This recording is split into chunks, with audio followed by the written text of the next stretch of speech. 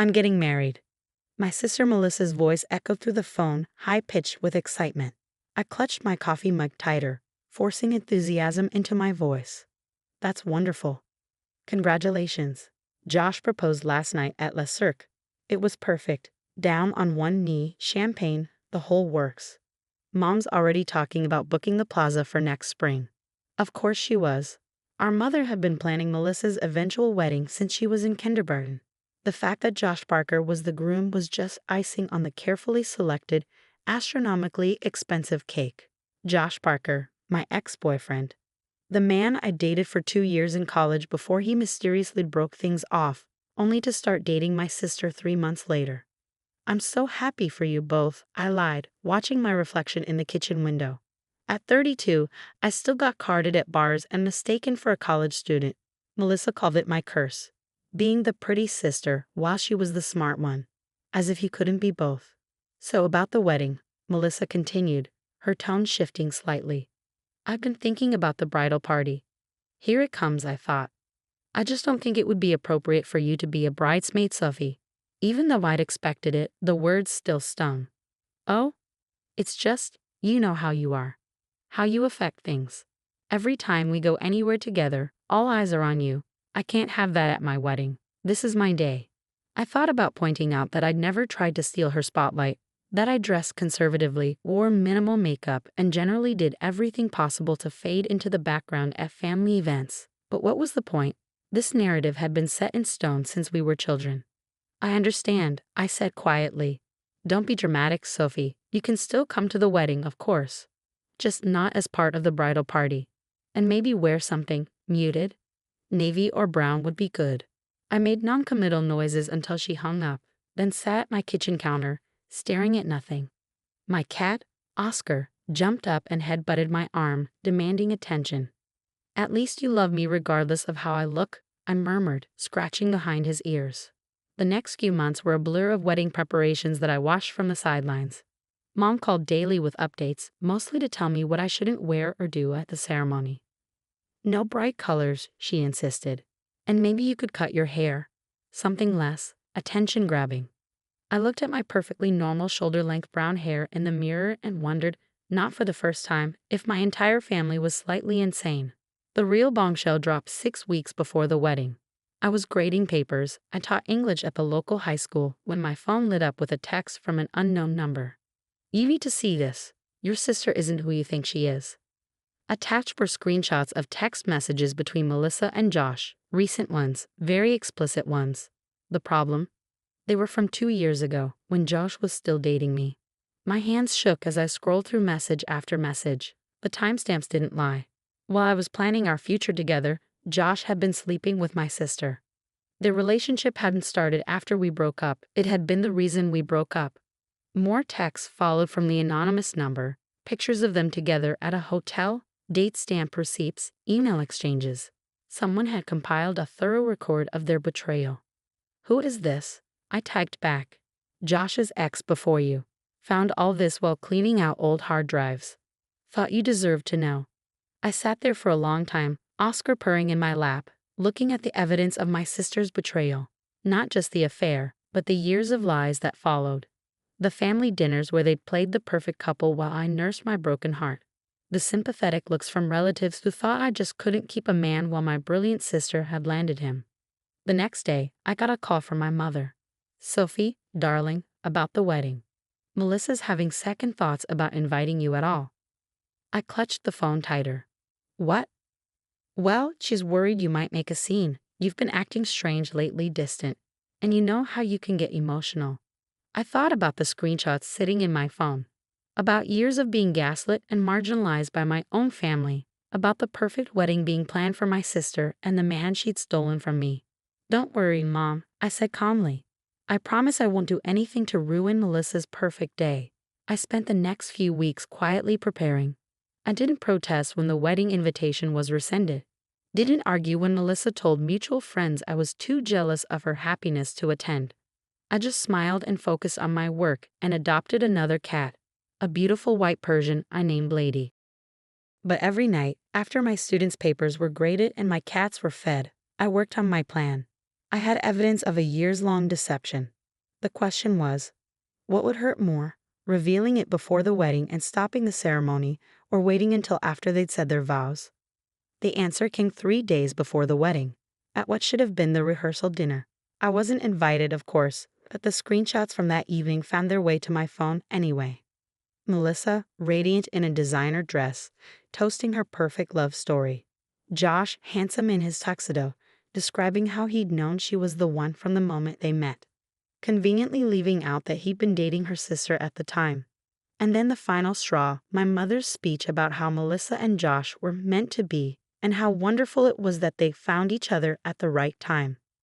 I looked at my cats, curled up together on my couch, then at the stack of evidence on my coffee table. What do you think? I asked them, before or after? Oscar yawned. Lady blinked her blue eyes lazily. I picked up my phone and started making calls. If I was going to crash a wedding, I was going to do it right. 2 days before the ceremony, I visited my favorite salon. Not for a dowdy haircut as my mother had suggested, but for subtle highlights that made my brown hair shimmer gold in the light. I booked a spa day, had my nails done, and went shopping. The dress I chose wasn't navy or brown. It was a deep, rich burgundy that made my skin glow and my green eyes pop. Not white. I wasn't that tacky, but absolutely guaranteed to draw attention. You can't avoid photographs in this, the boutique owner warned me. I smiled, thinking of the photos and screenshots carefully organized on my iPad. That's rather the point. The morning of the wedding dawned clear and bright. I took extra care with my appearance. Elegant makeup that enhanced rather than concealed, hair styled in soft waves. The burgundy dress fitting perfectly. My hands should have been shaking as I drove to the plaza. My heart should have been racing as I walked through the lobby. Instead, I felt oddly calm.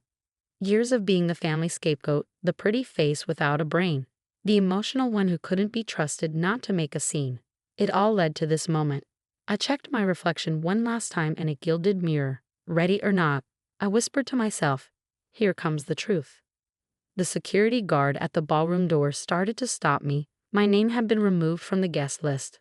But then my mother's personal assistant spotted me. Sophie. Janet's eyes widened at my appearance. You're not supposed to be. I know, I said smoothly, but I have something important to contribute to the ceremony. You might want to find a good seat. She started to protest, but I was already moving past her into the ballroom. Heads turned as I walked down the aisle, whispers following in my wake. I caught a glimpse of my mother's horrified face, of Josh's sudden pallor, of Melissa's fury as she spotted me from the bridal preparation room door. I took a seat in the front row, directly opposite where my parents would sit, and waited. The truth, like my burgundy dress, was about to make quite an entrance. Part 2. The wedding planner tried to approach me twice, no doubt to ask me to leave, but something in my calm demeanor seemed to unsettle her. My mother was frantically whispering with my father near the entrance, shooting worried glances in my direction. I smiled serenely and opened my clutch, checking that my iPad was ready. The string quartet began playing right on schedule. Guests settled into their seats, the excited murmur of conversation filling the ornate ballroom. I could hear snippets of whispered speculation about my presence, about my dress, about what drama might unfold. Josh appeared at the altar, handsome in his tuxedo but noticeably pale. Our eyes met briefly, and I saw the flash of fear cross his face. He knew me well enough to know I wouldn't be here without a reason. The bridesmaids processed in wearing the pale pink dresses Melissa had chosen. I recognized most of them, college friends, cousins, and our youngest sister Amy, who'd been deemed plain enough to be included in the bridal party. Amy caught my eye as she passed, giving me a slight nod. She at least had always seen through Melissa's manipulations. Then the music changed to the bridal march and everyone stood. Melissa appeared in the doorway on our father's arm, resplendent in a custom Vera wine gown that probably cost more than my yearly salary. She looked beautiful, I had to admit, right up until she spotted me and her face contorted with barely concealed rage. I remained seated as she passed, earning more whispers from the crowd. Let them whisper. They'd be doing much more than that soon enough. The ceremony began traditionally enough. The officiant spoke about love and commitment, about honesty and trust. Each word seemed to hang in the air like an accusation.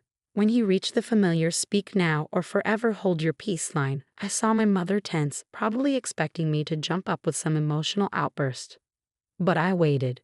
This wasn't the moment. Melissa and Josh exchanged their vows. Beautiful, heartfelt promises of faithfulness and devotion that made me want to laugh at the irony. They exchanged rings. They were pronounced husband and wife. It was only after their first kiss as a married couple, as they turned to face their guests with triumphant smiles, that I stood up. "I'd like to offer my congratulations," I said clearly, my voice carrying in the sudden silence. "And I have a special presentation for the happy couple." Before anyone could stop me, I pulled out my iPad and connected it to the ballroom's professional AV system. Courtesy of a very helpful tech I'd befriended during my preparation, the giant screens meant for displaying wedding photos flickered to life. "Sophie, don't you dare," Melissa started, but it was too late. The first screenshot appeared. A text conversation between her and Josh from exactly 3 years ago. The timestamp was clearly visible. "Josh, miss you already. Last night was amazing, Melissa. We have to be careful. Sophie suspects something. Josh, I'll break up with her soon. Just need to find the right moment. Melissa, make it believable. We can't start dating too quickly after." The crowd gasped. I clicked to the next image. Photos of them together at a hotel, dated 2 weeks before Josh broke up with me. Then email exchanges. Hotel receipts. A 2-year trail of deception laid bare. Since the bride and groom chose to rewrite their love story, I said into the shocked silence, I thought everyone should know the original version. How they really found each other, while Josh was still dating me. Chaos erupted. Melissa was screaming something about security, but her voice was drowned out by the reactions of their guests. Josh's parents, who had never quite warmed to Melissa, were on their feet demanding explanations. My mother had collapsed into her chair, while my father stood frozen, staring at the evidence of his favorite daughter's betrayal. "You crazy bitch," Melissa shrieked, starting toward me with her bouquet raised like a weapon. "You're just jealous. You've always been jealous." "Jealous?" I laughed, and the sound carried clearly through the stunned ballroom. "Of what?" "Your affair with my boyfriend. Your need to lie and manipulate to get what you want. The way you've made our entire family complicit in your deception." "It wasn't like that," Josh tried to interject, but I turned to him with a cold smile. "No. Should we show everyone the messages where you told me you needed space to find yourself, while you were actually finding your way into my sister's bed? Or maybe the ones where you two laughed about how stupid I was for not figuring it out sooner?" More screenshots appeared on the screens.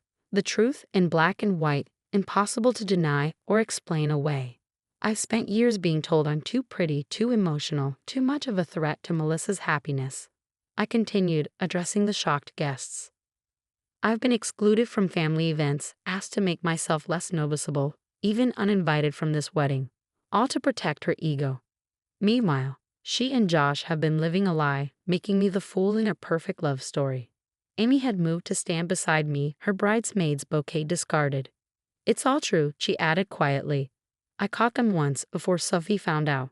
Melissa threatened to ruin my college applications if I told anyone." The wedding planner was frantically trying to restore order, but it was too late. The perfect facade had cracked, and the ugly truth was spilling out for everyone to see. Our mother finally found her voice. "Sophie, how could you? This was your sister's special day. How could I?" I turned to her, feeling years of suppressed anger rising. "How could you, Mom? You knew, didn't you? About the affair, about all of it. That's why you've spent years trying to minimize me, to make me less of a threat. It was never about me being too pretty. It was about protecting your perfect daughter's perfect lie." Her silence was all the confirmation the guests needed. Melissa had stopped screaming and was now crying dramatically, her expensive makeup running down her face. Josh stood awkwardly beside her, looking like he wanted to disappear. Their perfect wedding had transformed into a public exposure of their true characters, and there was no going back. I gathered my things calmly, enjoying the irony that I was the most composed person in the room. "I'll leave you to enjoy your reception," I said sweetly. "I'm sure you have a lot to discuss. Oh, and Josh, the next time you decide to cheat on someone, you might want to delete your evidence more carefully." As I walked out of the ballroom, head held high in my attention-grabbing burgundy dress, I heard the chaos escalate behind me. Accusations, explanations, recriminations, the soundtrack of a carefully constructed lie finally falling apart. Amy caught up with me at the elevator. That was magnificent, she said, grinning as she kicked off her bridesmaid shoes. Want to get a drink? I thought you'd never ask. We ended up at a small bar a few blocks from the plaza, still in our wedding finery, sharing a bottle of champagne and years of pent-up stories about Melissa's manipulations.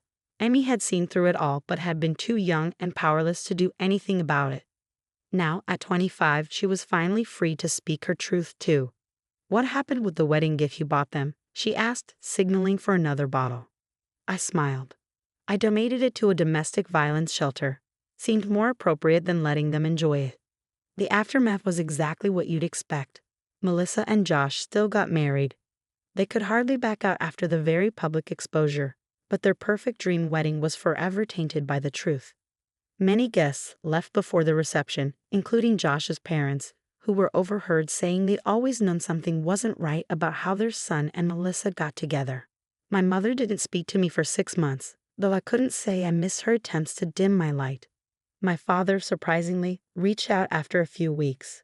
We met for coffee, and he apologized for years of enabling Melissa's behavior. I always knew you were strong, he said, stirring his coffee absently. But I never realized how strong until today. I'm sorry we made you feel like that was something to be ashamed of. Melissa and Josh moved to Boston shortly after the wedding, unable to face the whispers and changed perceptions in our social circle. Last I heard, she was pregnant with their first child and still telling anyone who would listen that I made everything up out of jealousy. But the screenshots don't lie, and several wedding guests had recorded my presentation. The truth has a way of living on, especially in the digital age. Amy moved in with me temporarily after the wedding, finally breaking free from our mother's manipulative influence. We'd adopted a third cat, a scrappy rescue we named Truth, and started building the kind of honest, supportive relationship sisters should have.